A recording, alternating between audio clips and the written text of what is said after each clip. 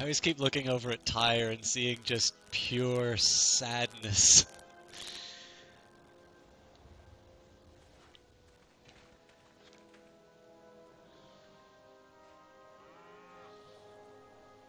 You know, I had a scout at one point. Oh, it's still here.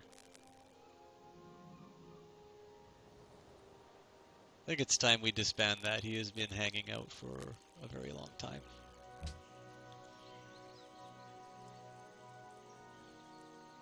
It's not really that big of a drain on my economy, but...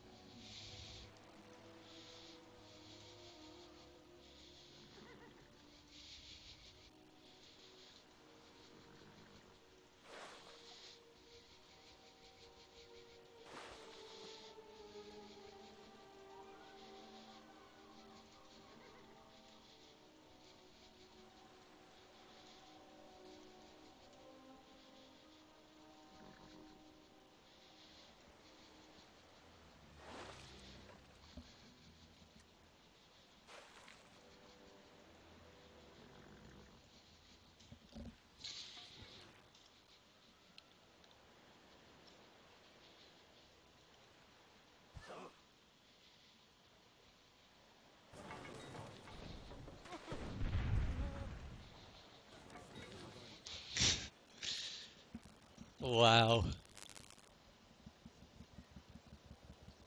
What a wasteland.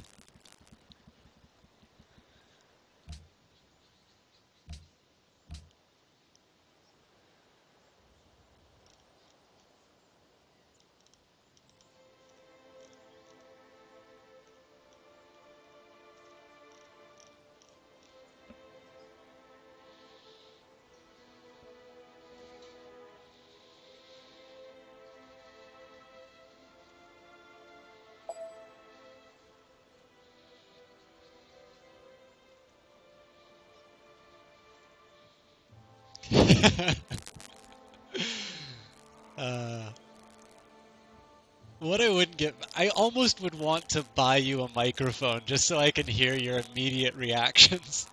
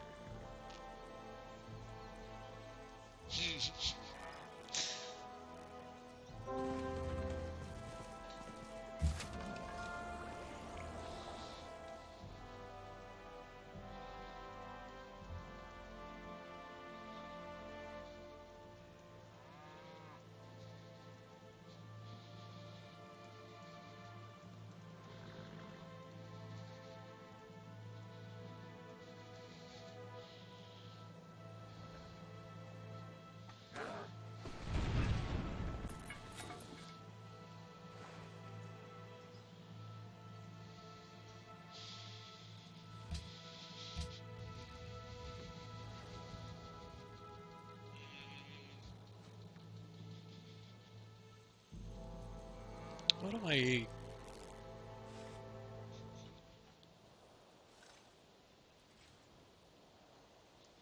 It's definitely a tricky spot to be in, just because I'm not quite sure what the next best step is while I'm arranging my invasion. Oh, let's see. Gunpowder would be so good for these crossbow units, but they're already on their way.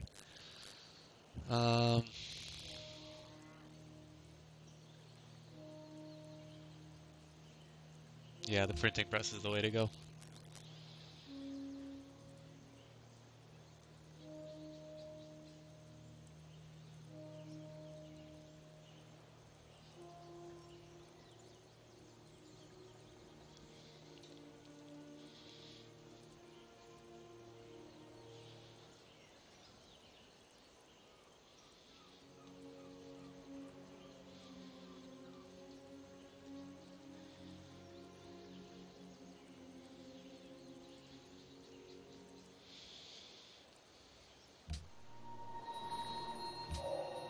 You have discovered banking.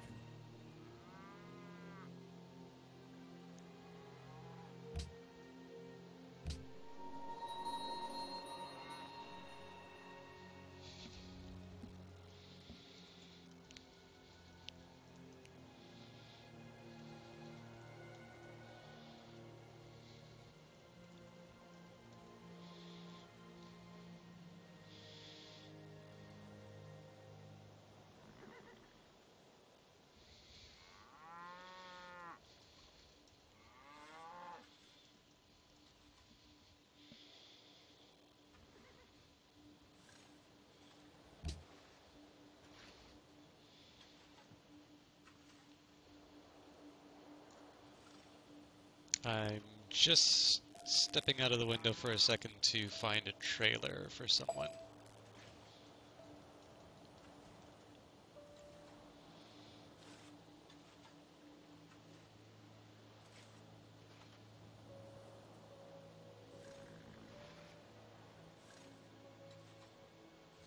By the way, I will say despite the problems initially, which may or may not have been related to OBS, the software, despite the fact it's in beta, has really been holding up.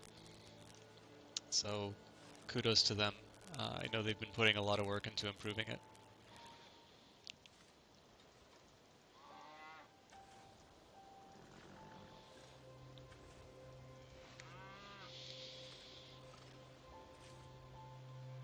Okay.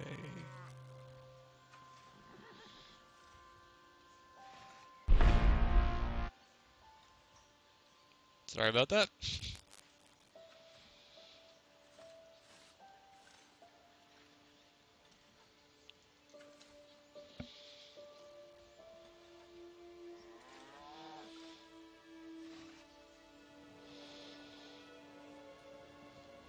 Okay, I'm gonna start reading the Republic if this goes any longer.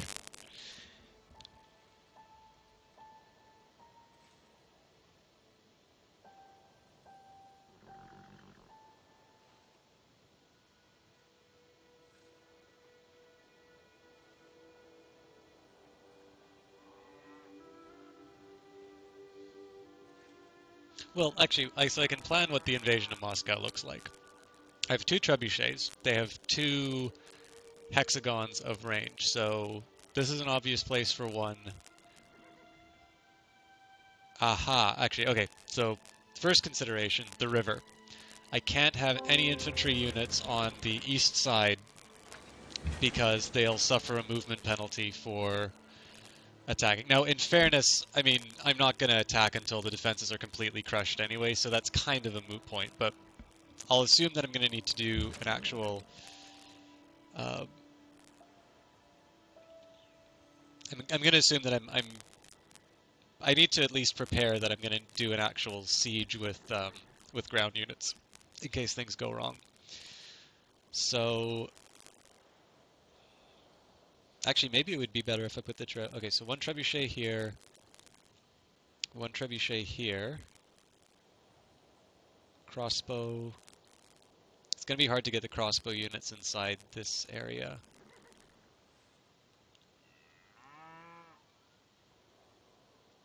Maybe I can try and get some people around here. It'd definitely be good if I could get people down there, but I'll get all the units in the general area first, and then we'll see what happens. Okay, so I think it just... Oh, it finished a market. Okay.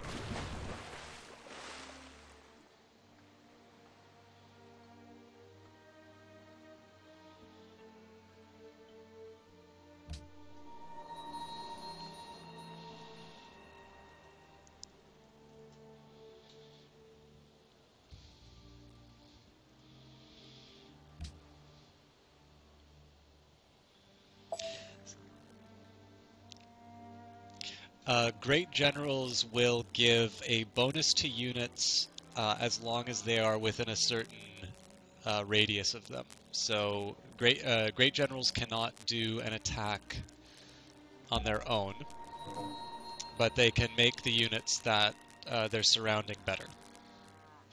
So basically keep them in a safe place, but keep them near the front line.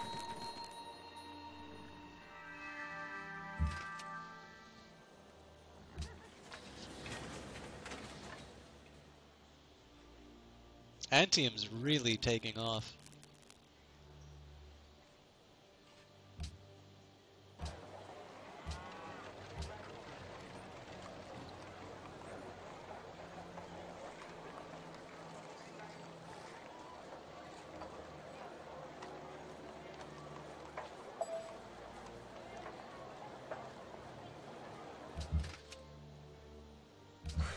Yeah, no problem. I'm sorry for being a little weird in how I answer these questions. I know I sort of divide between answering in chat and answering in verbally, but I figure anything that's sort of game mechanic related, especially if there's potential viewers who are not familiar with how Civilization works, it's probably useful to share that. At least that's the story I'll tell myself. Kai Lun. Hey. So I don't want to replace the quarry.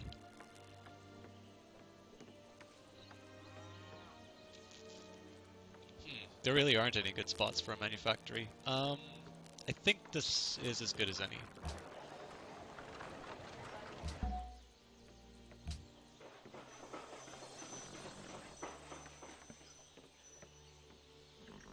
I'm also curious if it tells me who Kailun was.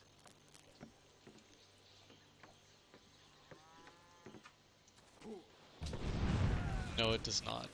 What was that? Do you have cannons?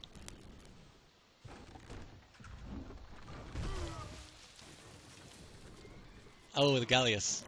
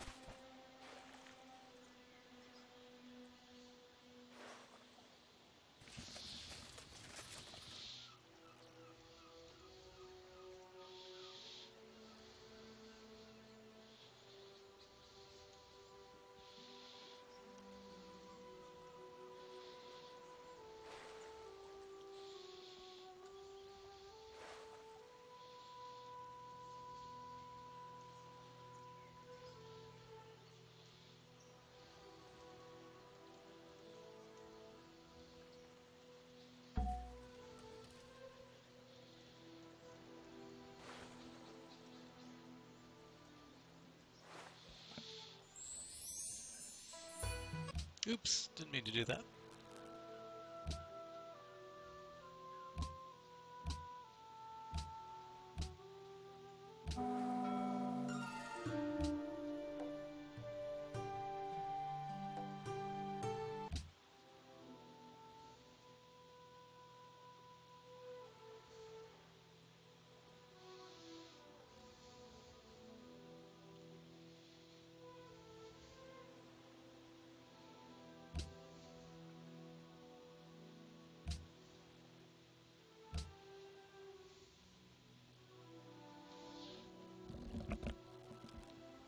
talked a lot about Greek accomplishments, but I am playing Rome. So, no.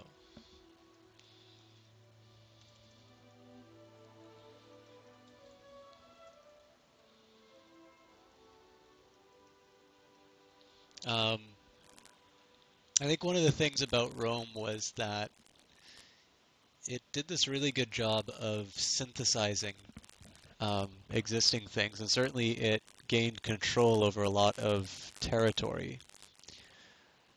But in terms of innovations, in the sense of philosophy or things like that, I don't really think that was why we remember it.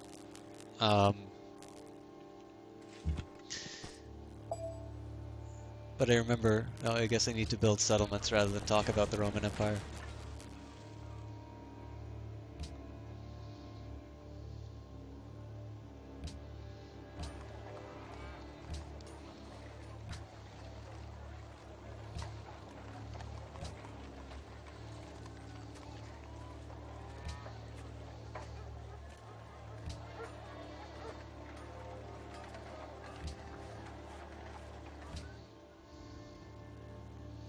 I know I had an automated worker running around somewhere.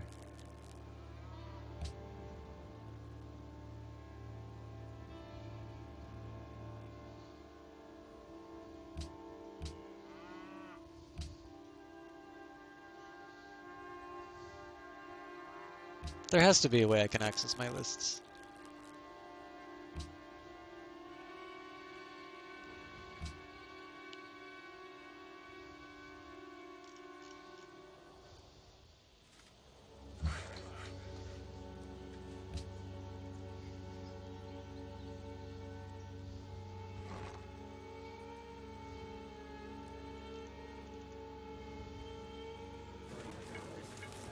Actually, I should finish that farm first.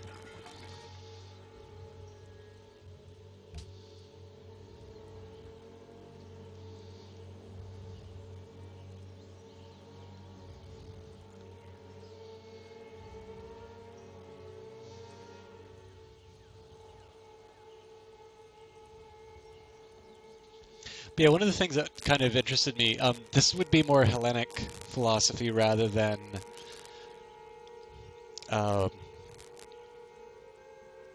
specifically Roman. But the interesting thing about contrast, let's say, between somebody who had been writing around the time in the Roman Empire and what we normally associate with classical philosophy in the sense of, the ancient Greeks and things like that. When you think of Plato, and if you think of somebody like a skeptic or a stoic or something like that, you will have these images of people actually standing out in the agora debating things. And in fact, that was probably one of the great appeals in terms of thinking about ancient Greece, is you've got, let's say somebody from the skeptic school and somebody who's a stoic. And they're both, every day they're going to be out there doing their arguments, putting on a good show. And what became interesting is when we study a figure like Plotinus, who's known as a Neoplatonic philosopher, and he would be writing around the time of the Roman Empire.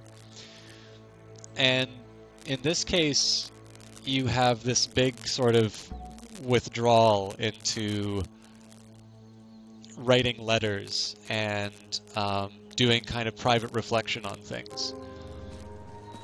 And it's kind of neat that, well, I don't even know if I could even say it's neat, but it's kind of an interesting observation to think about the fact that what we know as philosophy actually follows what you would see in Plato's dialogues, which would be people talking and interacting. A very famous line in Plato's, I think it's Plato's 7th letter, or maybe not even famous line, but an idea in Plato's 7th letter, if it was written by him, is this idea of not being able to interrogate a book. Actually, I think not being able to interrogate a book might even be in the Phaedrus. I'm sorry, I don't remember this stuff as well as I should. But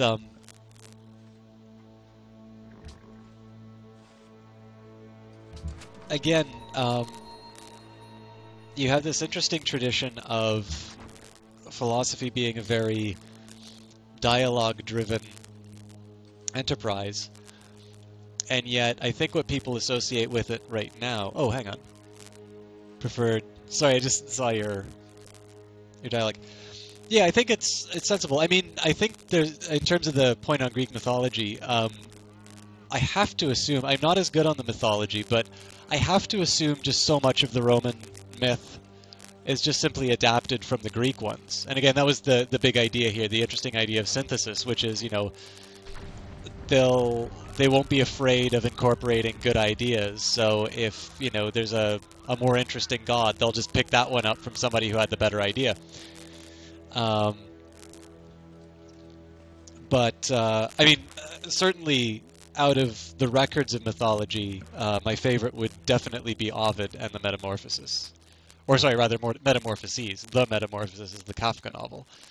But Metamorphoses is such a beautiful poem, and I think has such a wonderful, just, you know, flow to it. The poem about changes, constantly changing itself, and just such a great ending as well. But again, clearly what Ovid is doing is he is drawing from people who came before, both Greek and Roman, rather than, let's say, making an innovation of his own. I mean, even the closing that I like so much about the immortality that he'll gain through his work is a point that I believe is found in Horace. Although Horace doesn't write, you know, body stuff like Ovid.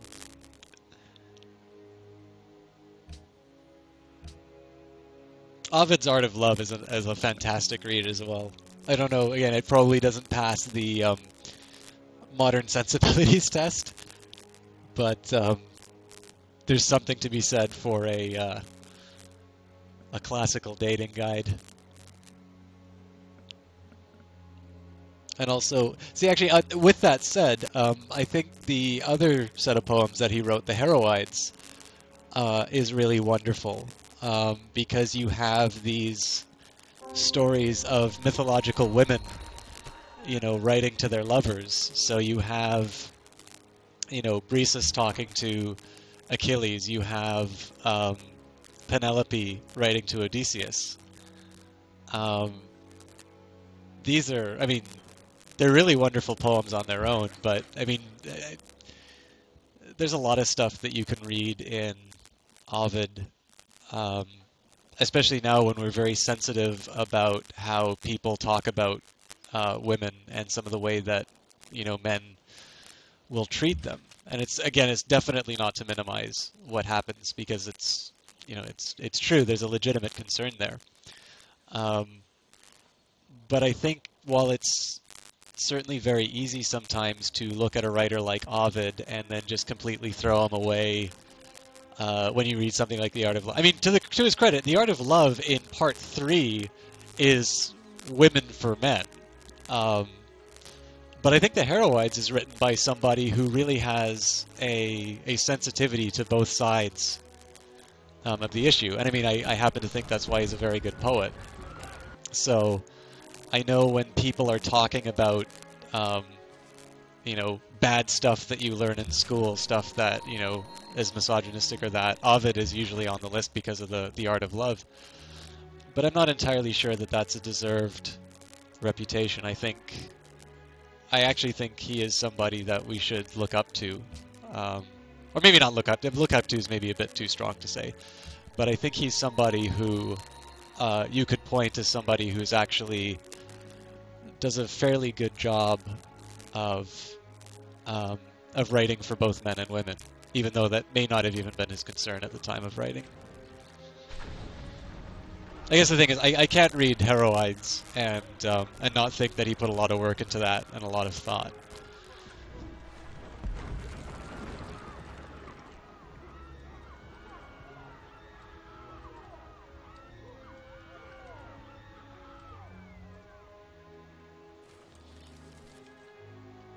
And then we have Gamergate, which mercifully I just don't pay attention to.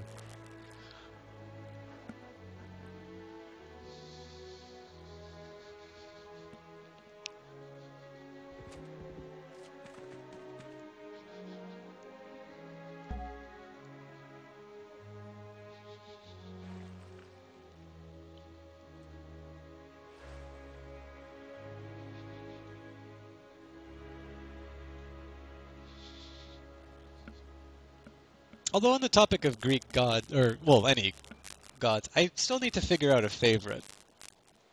There's lots of things to like about all of them.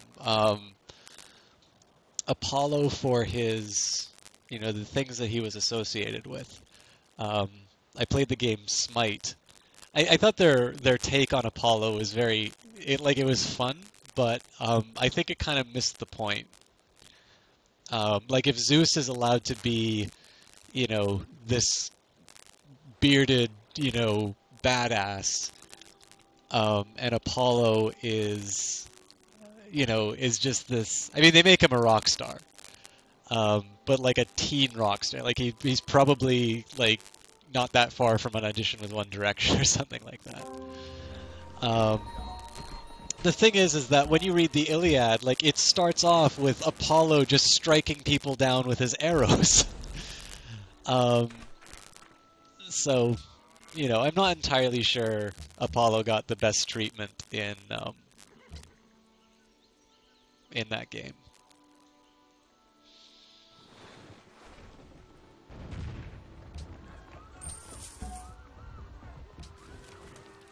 But yeah, so Apollo's a figure that I like. Who else?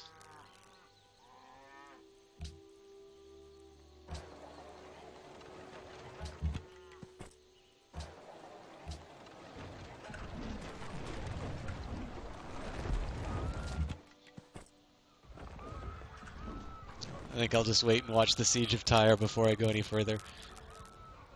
You almost got it!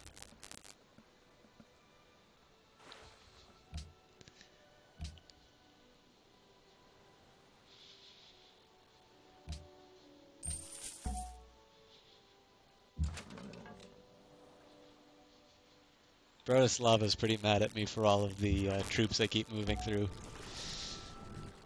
But I really don't care.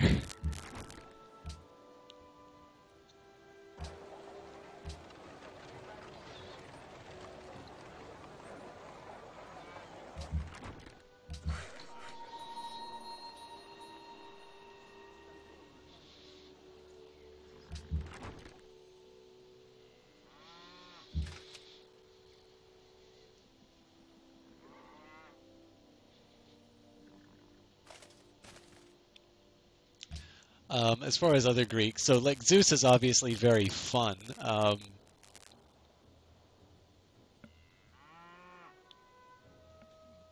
I mean, he's not intended to be fun, but there's some of the stuff that you get. Some of the events that he finds himself in are certainly more comedy than anything.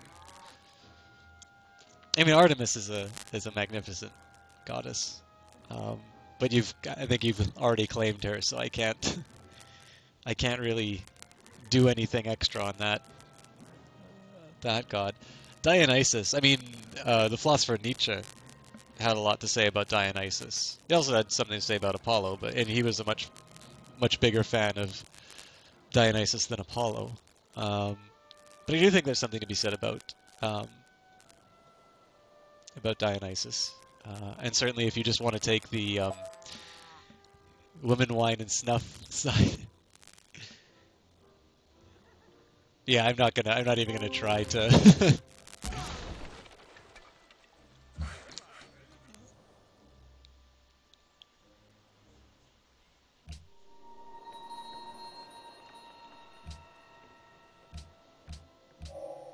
You have discovered acoustics.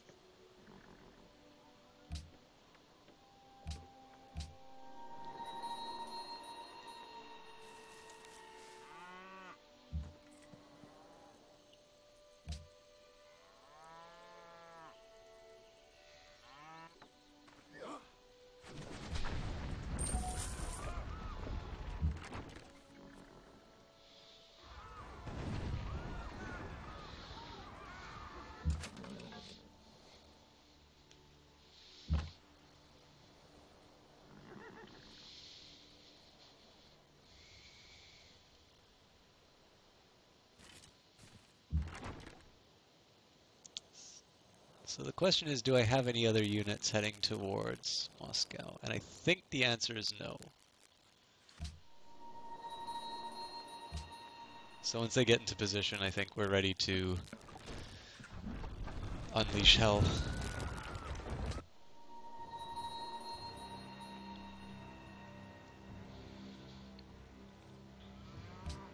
I'm actually quite concerned about the number of units that I have available. They're stronger this time around, so that's good, but...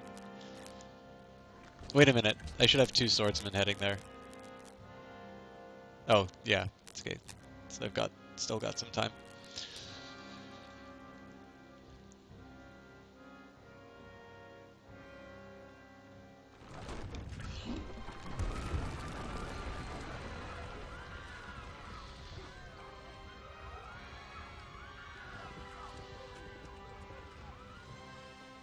Oh yeah, and if we have to talk about Greek gods, clearly James Wood's Hades is far better than anything any Greek poet could ever come up with. Talk show host Hades is classy.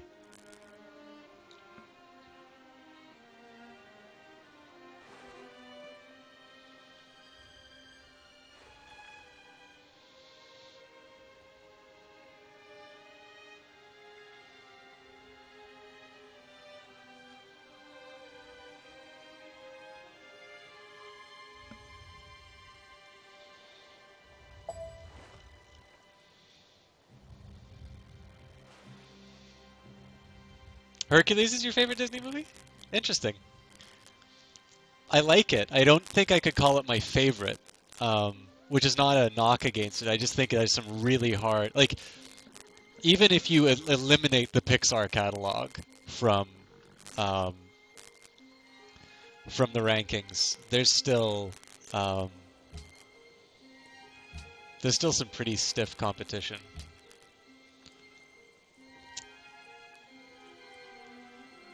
I need to get my happiness.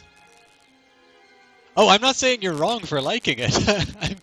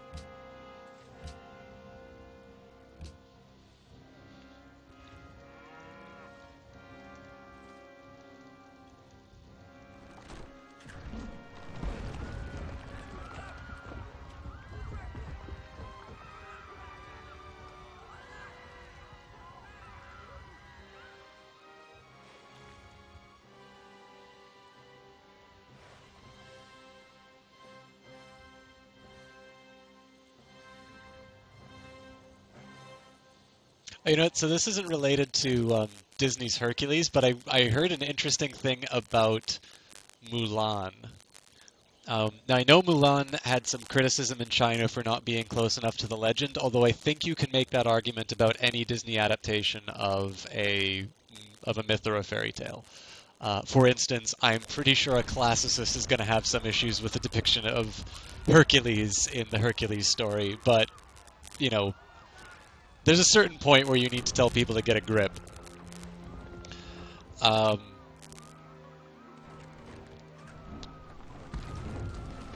No mercy!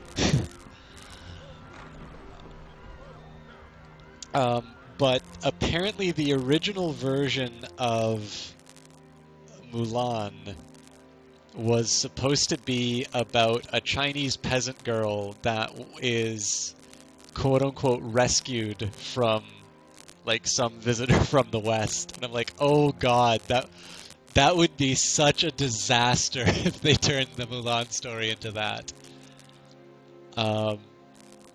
Although, to my recollection, I think the film that they had created was actually quite... I thought it was quite good, if I remember. Um, it has a couple of good musical numbers, I know. The opening one when she goes to meet the matchmaker, I like. I think if I had to have a favorite Disney film, I think probably I'd be inclined to say Beauty and the Beast is ranking up quite high. Although I know that one sometimes people will say that's their least favorite. I don't know. I thought it was a very well done film.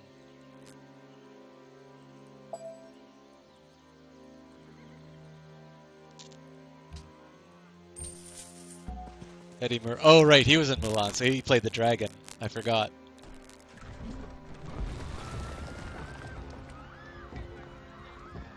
Aladdin was all right. I think Aladdin I was interested in because it was one of the times that I realized computers were used for to achieve a certain effect.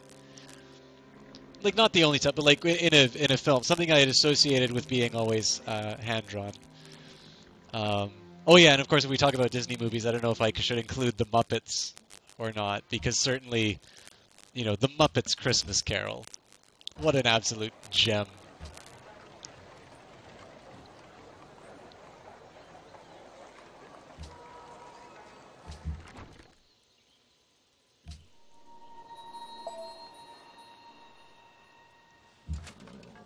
That would not surprise me if I could recite the whole thing.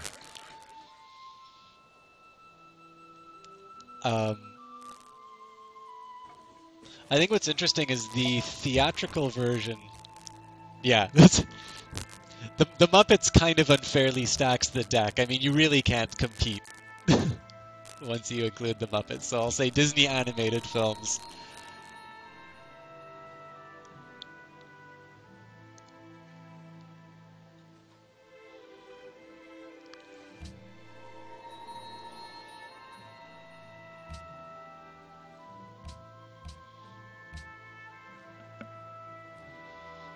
Actually, you know what a real test is? To find out what Disney animated films I actually own on DVD.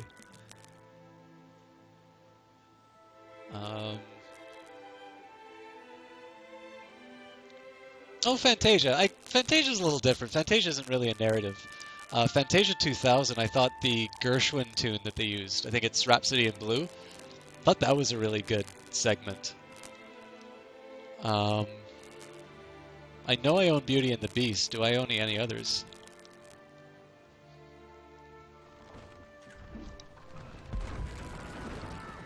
Huh, that's interesting. I would have thought I own other Disney animated. Well, okay.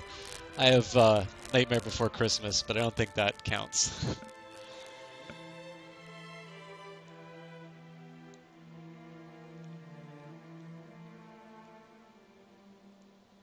Yeah, apparently out of the Disney masterpieces, it looks like I just had Beauty and the Beast. I would not have expected that if I wasn't looking at it.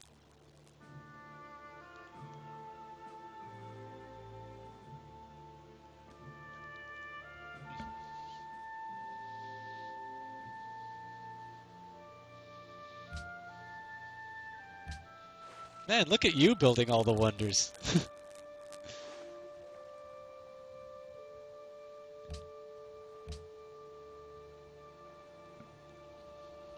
I shouldn't have given over Persia. My growth is stunted.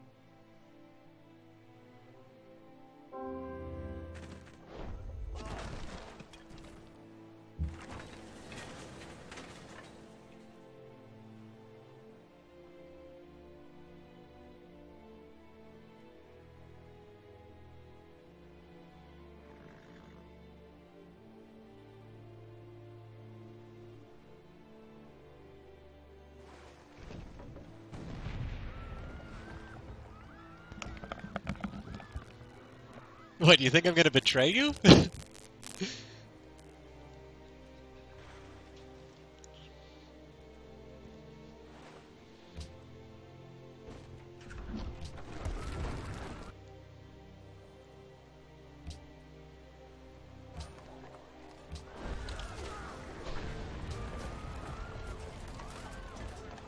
Good work on Tyre.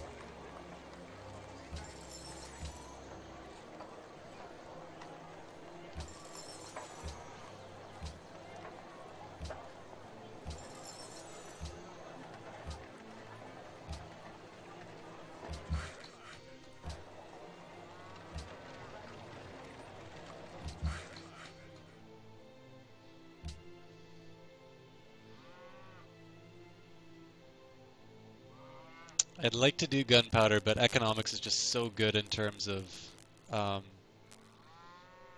improving, improving things as well as productivity. So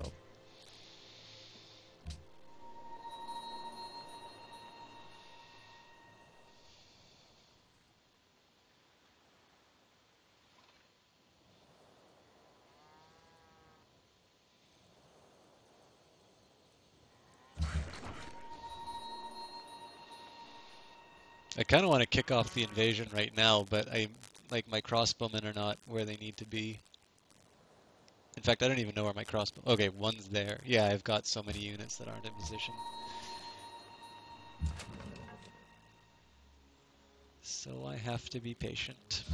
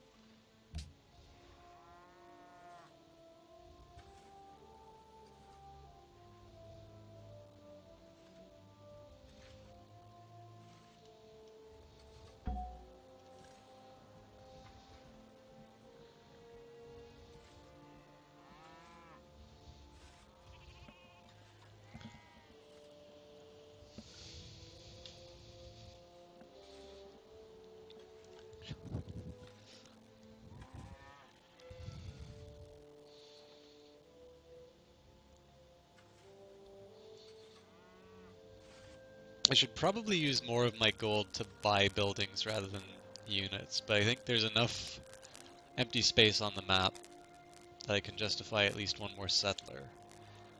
And from that, I can decide what I want to do in terms of building. I know my expansions also cost me building some of these, like civilization-specific wonders. But they should be easy to clean up once I hit a certain point.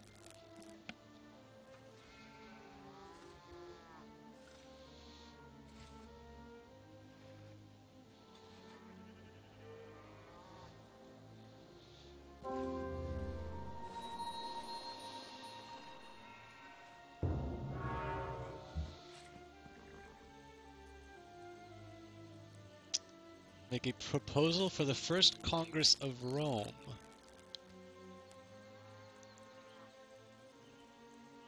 So this must be a Brave New World thing.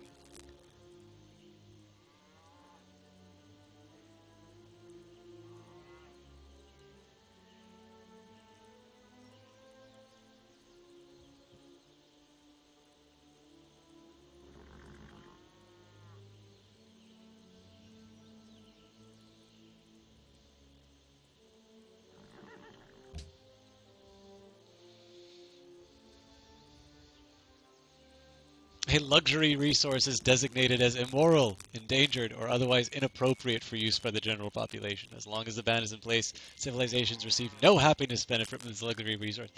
This is amazing. This is Brave New World stuff. I have not seen this before. Okay.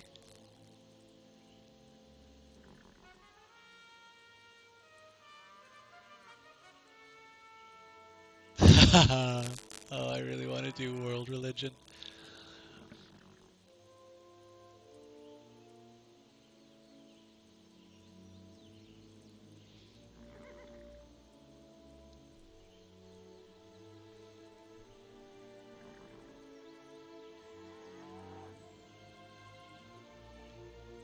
Standing army tax would absolutely decimate our enemies, but...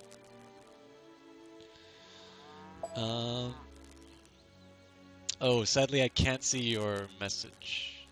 Let me see if I can fix that. Yeah, I gotta make a proposal first, so...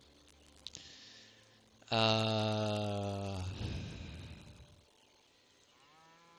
not actually crazy about any of these. I think I'll do natural heritage site. I mean, I want to make my religion the world religion.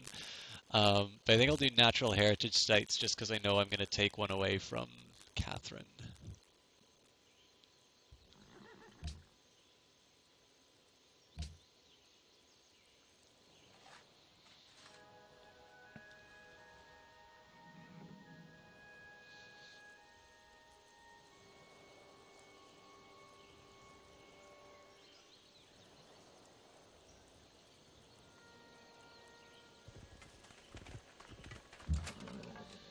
It's not my first time playing Brave New World. It is the first time I have got to a point where content like that has become,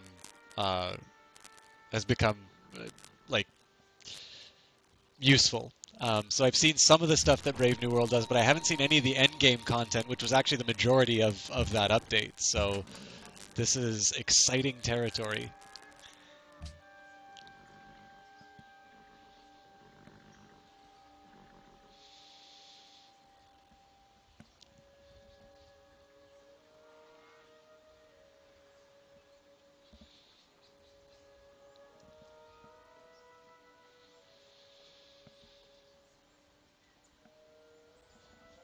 I'm really looking forward to when artifacts start popping up. I think that's probably one of the most interesting things that they unleashed in that expansion.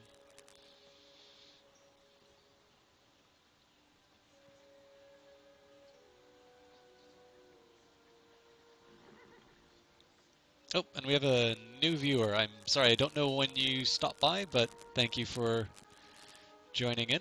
Or maybe it's an old viewer who's just come back in. But thanks for stopping by.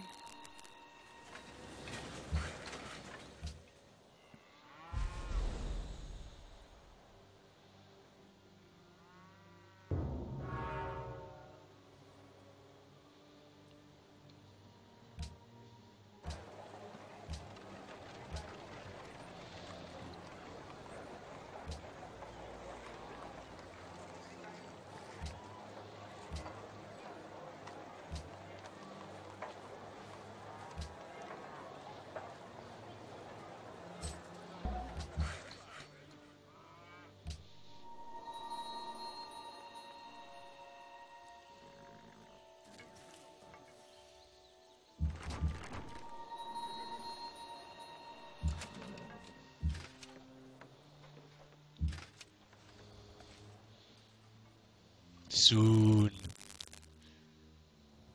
Where's my other crossbow?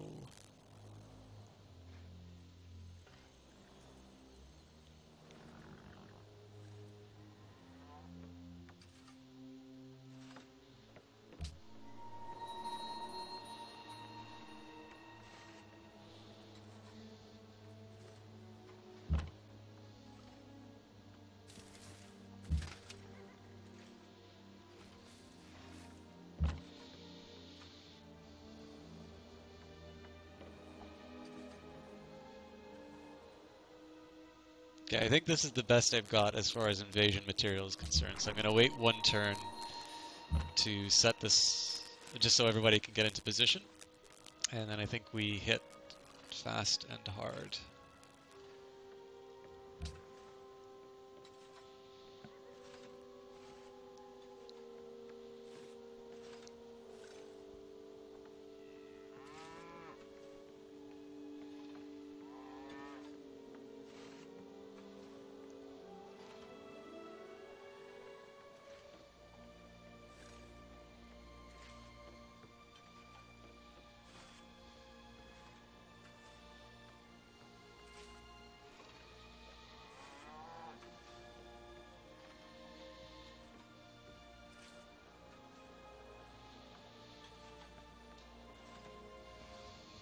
I could have sworn I had more crossbowmen on their way, but I think I can make it work anyway.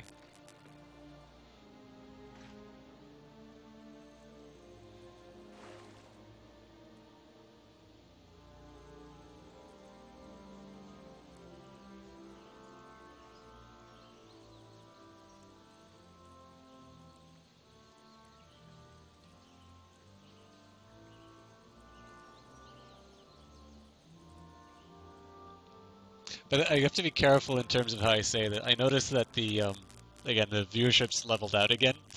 It's very hard to do a stream and address people in chat when all the names are Pussy Doodles, I Smell Like Poo, and just stuff like that. It's very hard to say those names. I get that it's Twitch chat. Like I watch enough Dota to know that those are fairly tame names. But definitely takes some getting used to, I think.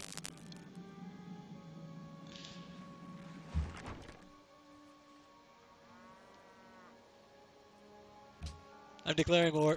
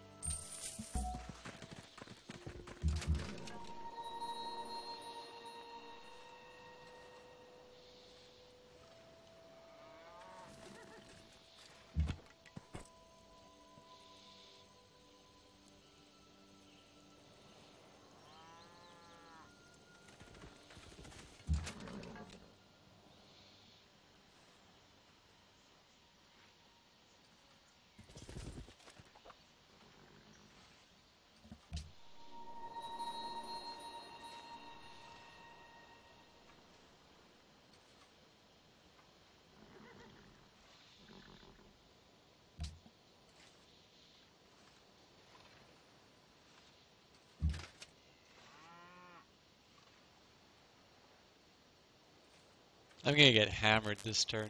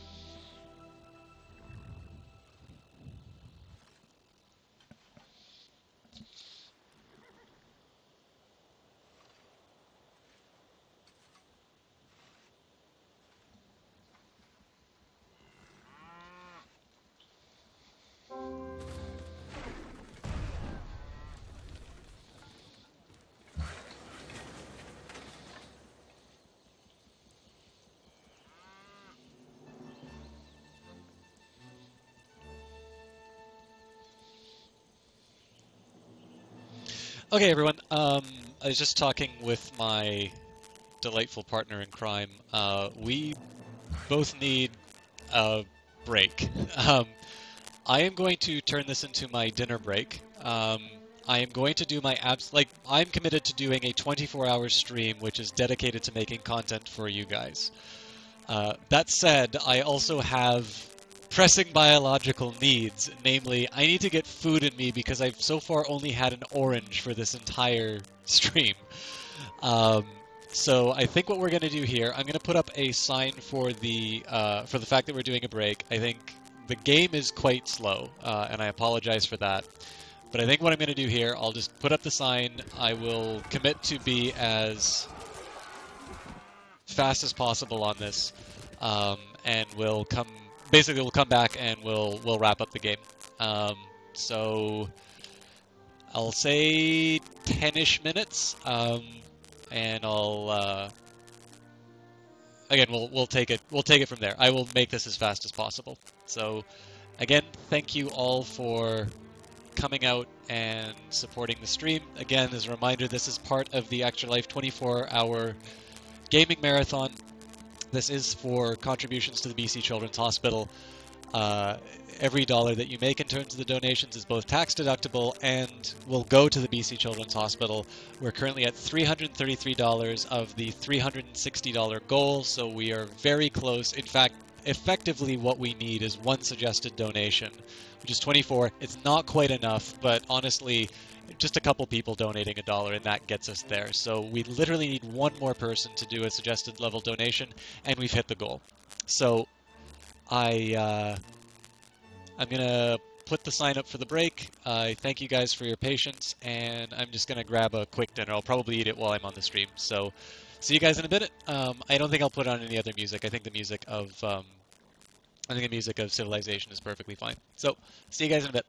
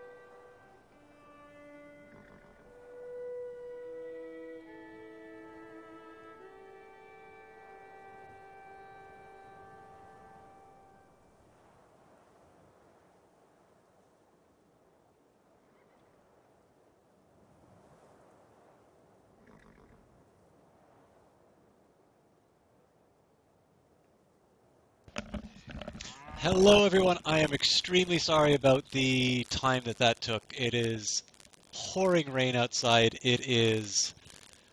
I'm soaked, but I have food and we're ready to go. I am 15 minutes past my deadline, it looks like, so I just need to get... I think what I'll do is I'll take my turn. I'll wait on... I'll wait on basically everybody to get back, and if it takes too long, I'll just put something up in the interim. But meals were not something I planned very well for this stream. I did my best, and I figured there would only be one case where I actually needed to run out and get something. But that was that time, so sorry that took longer than expected, but we are good to go.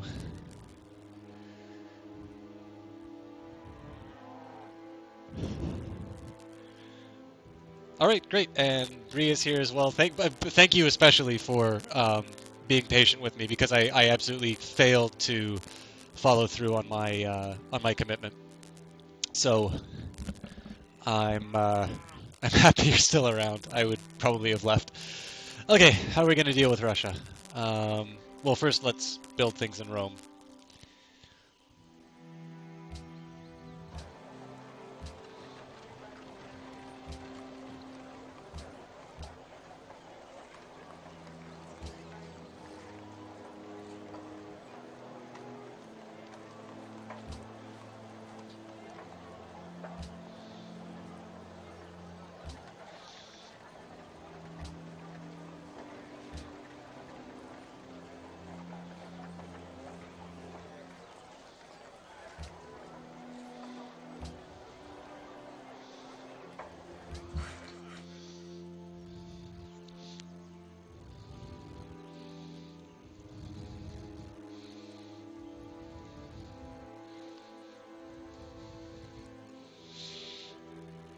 Okay.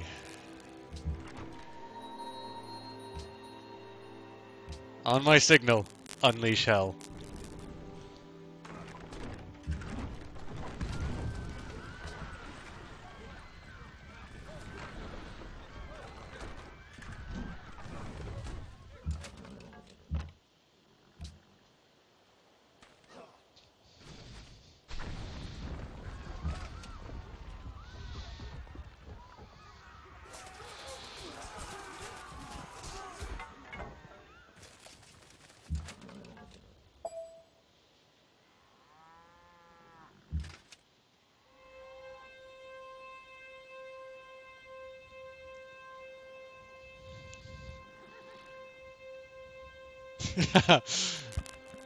Listen, you don't screw around as the Romans.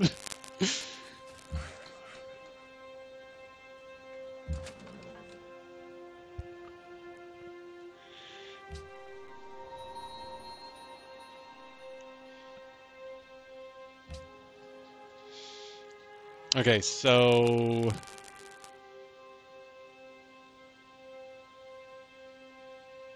I'm a little concerned about the health of my units, but I think we can get through this in the end. I don't really want to sacrifice any health. Oh, but I can wipe out this.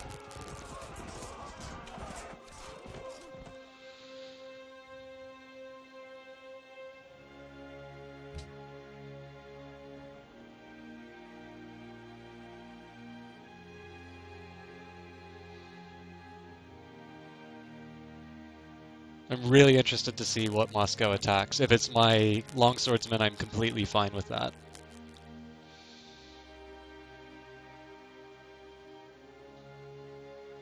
I'm getting a little bit of static on my end, if that's translating... Yeah, I can live with that. If that's translating to any of the, like the voice quality, please let me know, and I'll do the trick that got that fixed last time.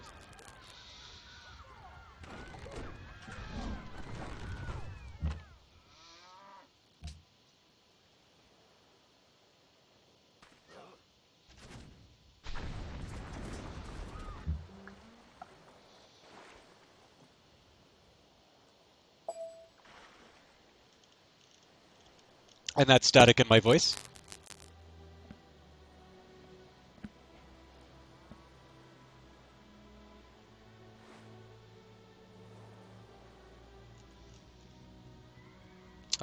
I think... Actually, okay, I think I'm just going to try this right now.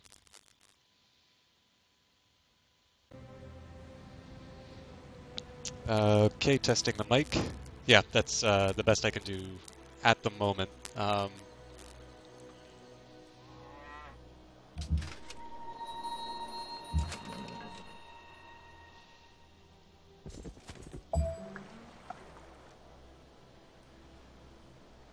Okay, that's fair.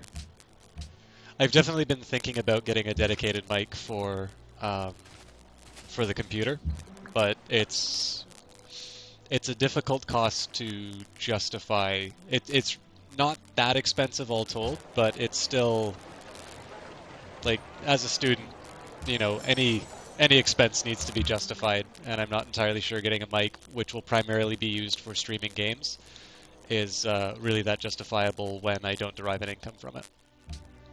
Although people have been very complimentary about the quality of the streams up to this point, so it's not something I'd be opposed to investing in, but it's not. I don't think it's at the point where I'd want to commit resources to.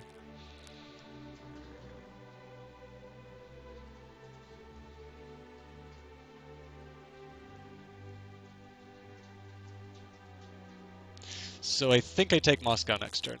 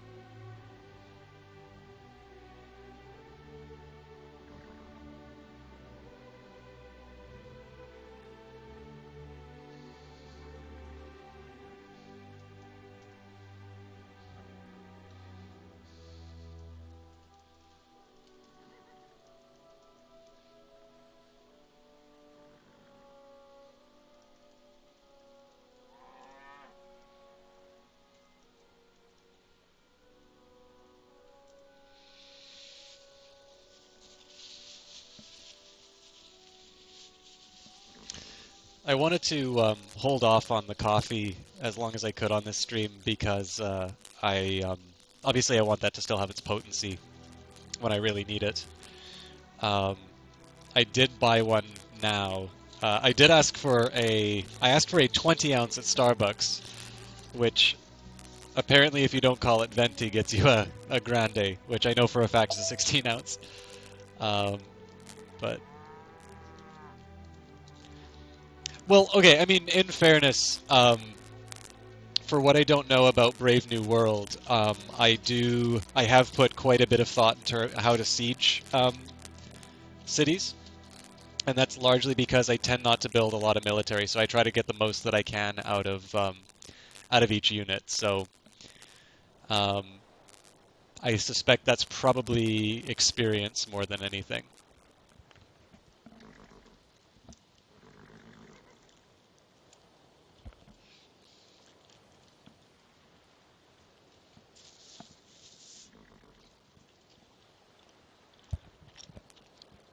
Okay, more ancient Greek stuff. Socrates said, only to eat enough, because then your every meal will taste awesome. Oh my god, this thing tastes so good. I'm gonna starve myself before every meal just so everything I eat can taste this good.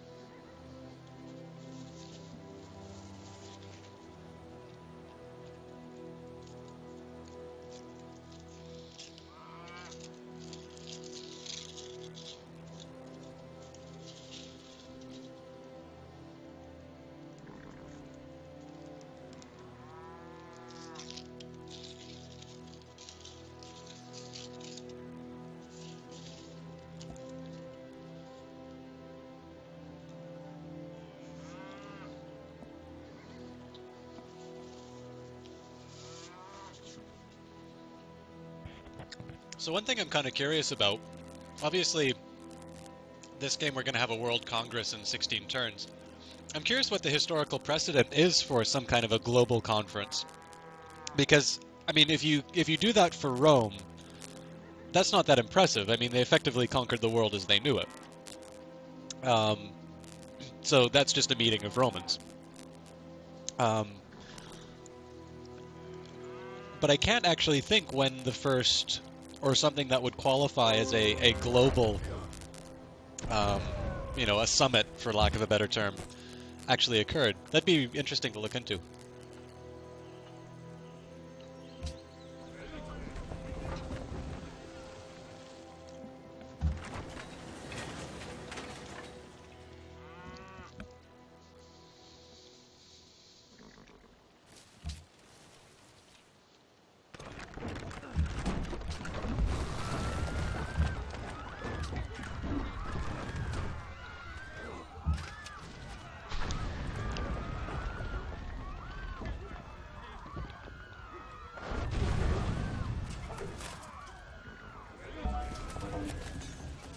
GG, Moscow.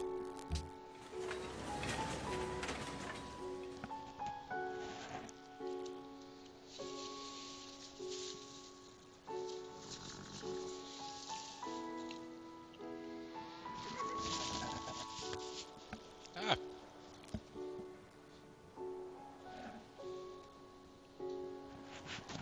Apologies for any heavy breathing sounds, I just lost my windscreen.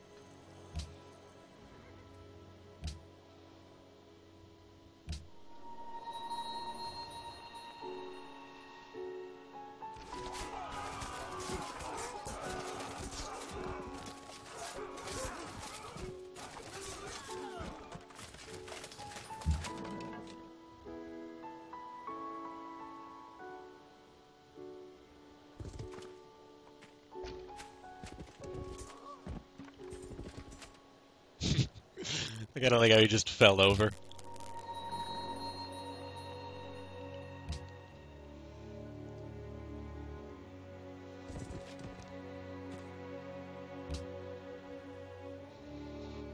Alright, Novigorod's next. It's got a natural wonder and less defense than St. Petersburg. Although copper'd be nice. Whoa!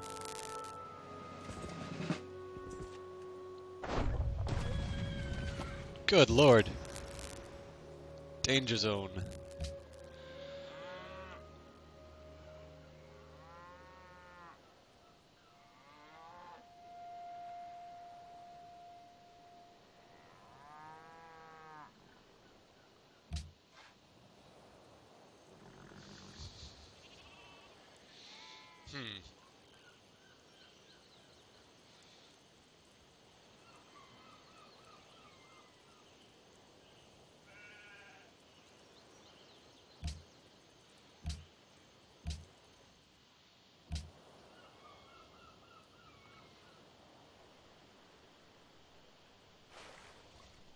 So I think I misinterpreted what some of these arrows mean. In this case, it looks like I am giving production and simply receiving religious pressure, so I think probably better to go... Well, Bratislava hates me right now. Ah, converting.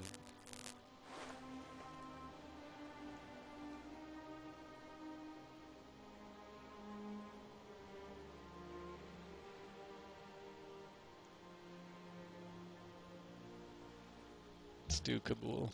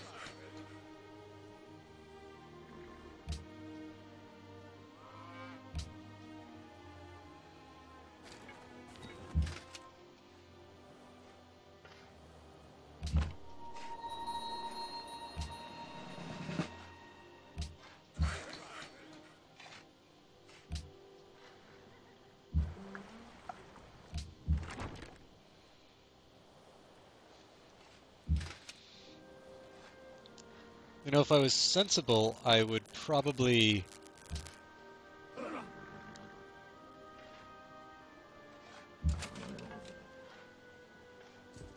I probably would have trained some naval units to bombard Novgorod. What can I make in Ravenna?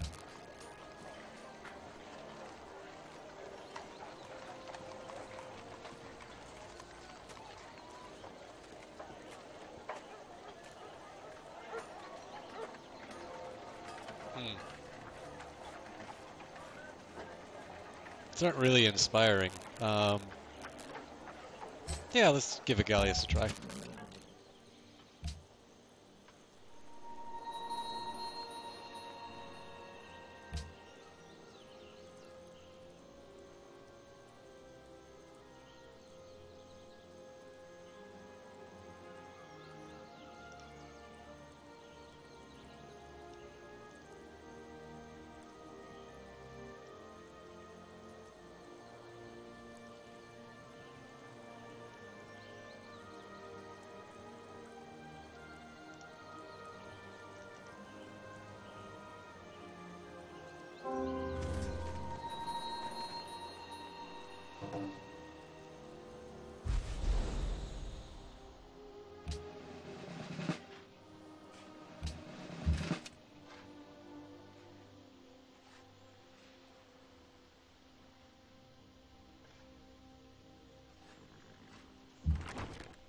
So they're all in the danger zone now, so I think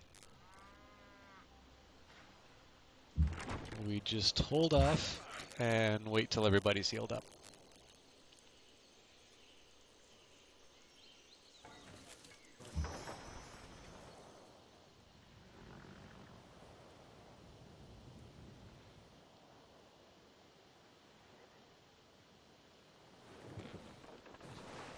Oh, that city-state's gonna get mad?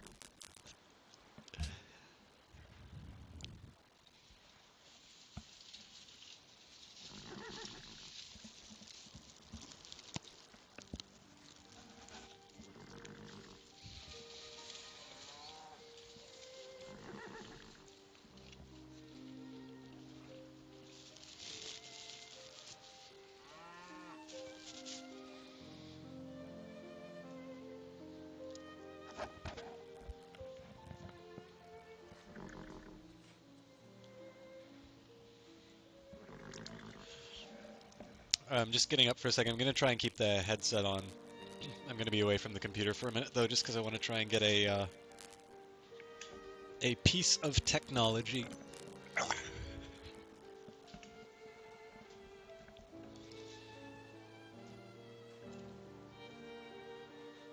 Okay.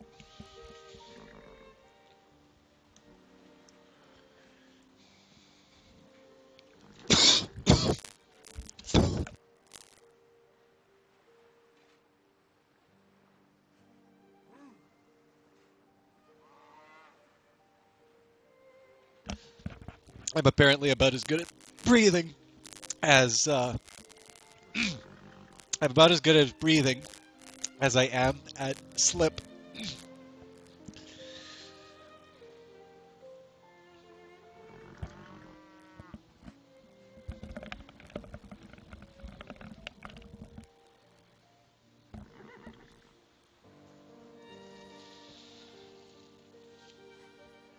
Let us take this time between turns to meditate.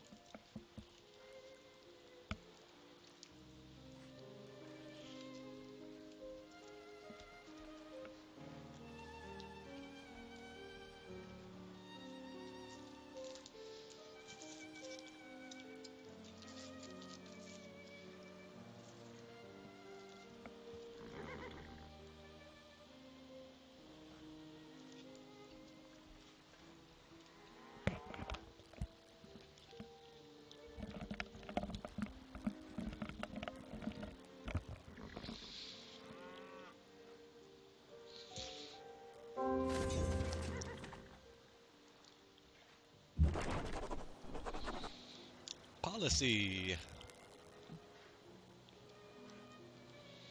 Well, okay, so entrepreneurship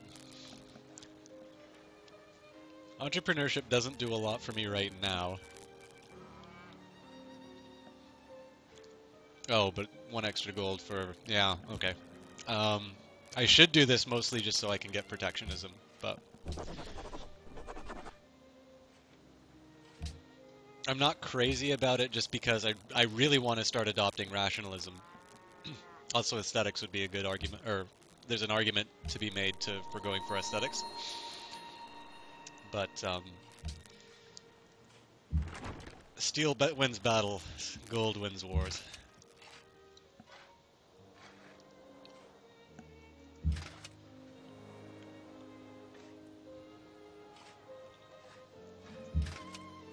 Wait, is everything healed? No, everything is not healed up.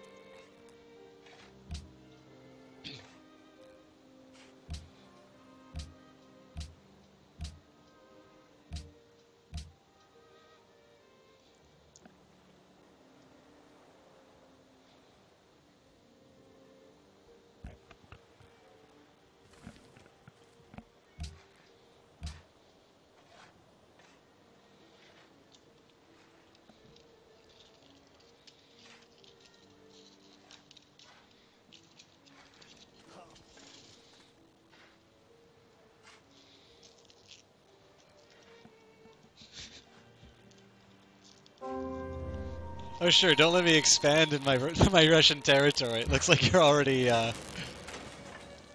moving a settler in there. Oh well, at least I get the natural wonder.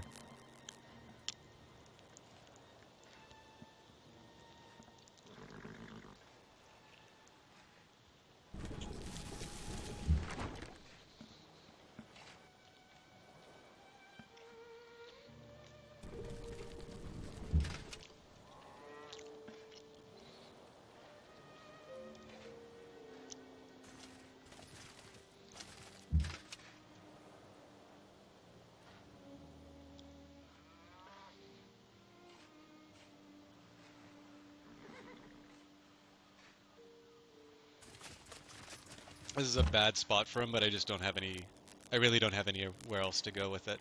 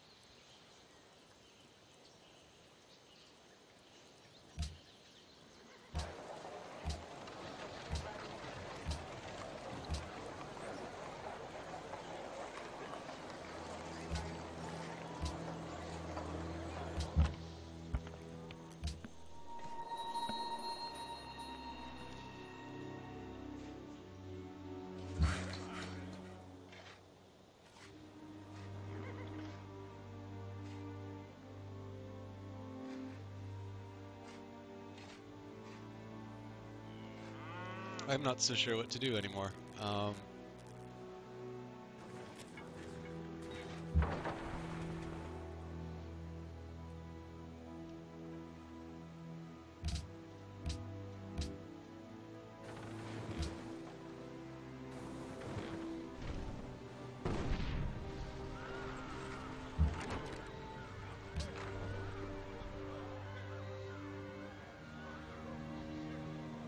So my hope is that they target the swordsman.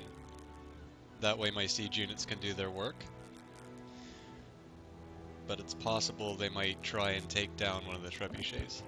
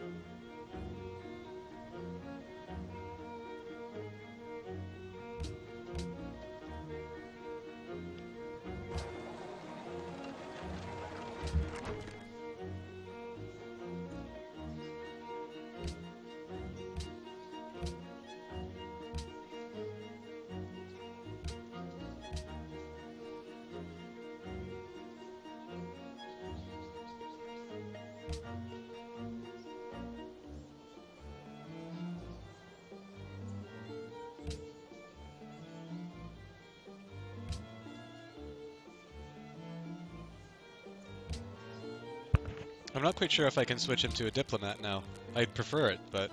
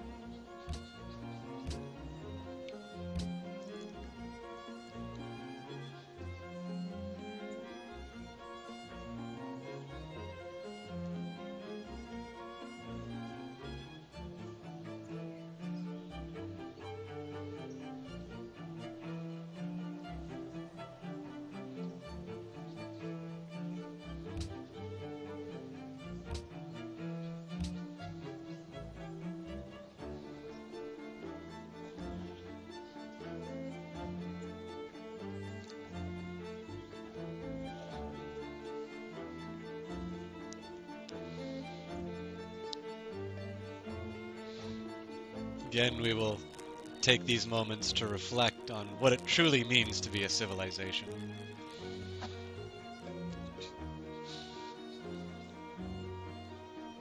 One of the economics books I'm reading right now is by a astonishingly gifted economist named Darren Acemoglu. He's currently at MIT.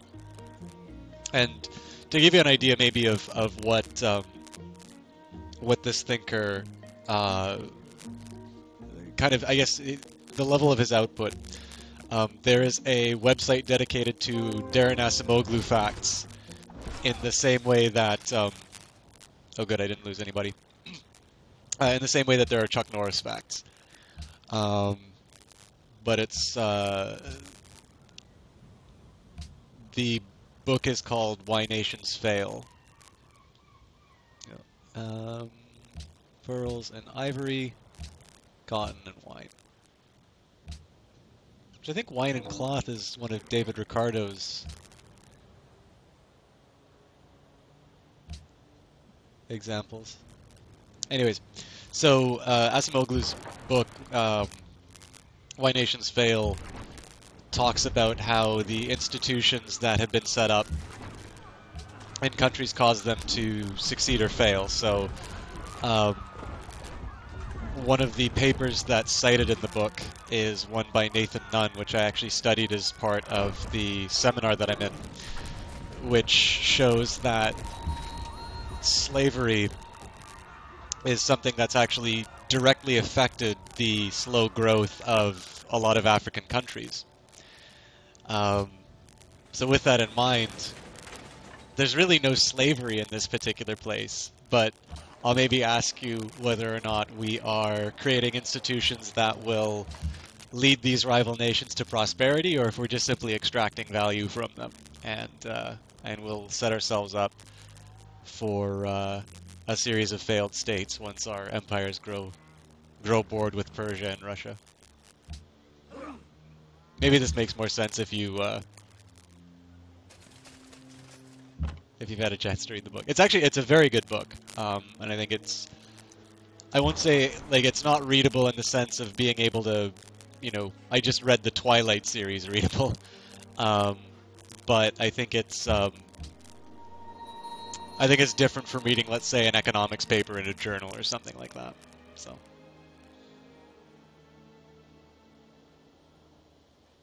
I don't know. It's interesting stuff to me.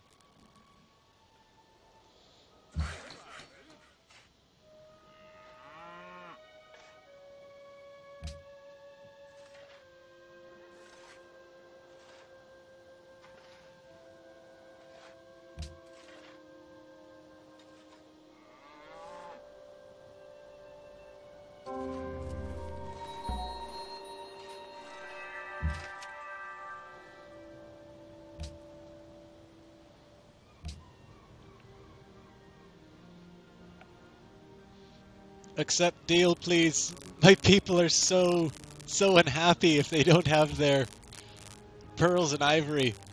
You have no idea. And your people desperately need cloth and wine.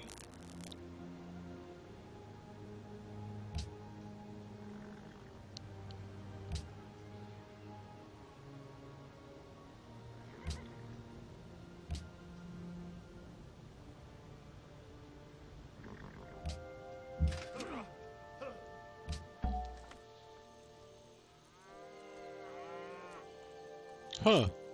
Alexandri Dumas.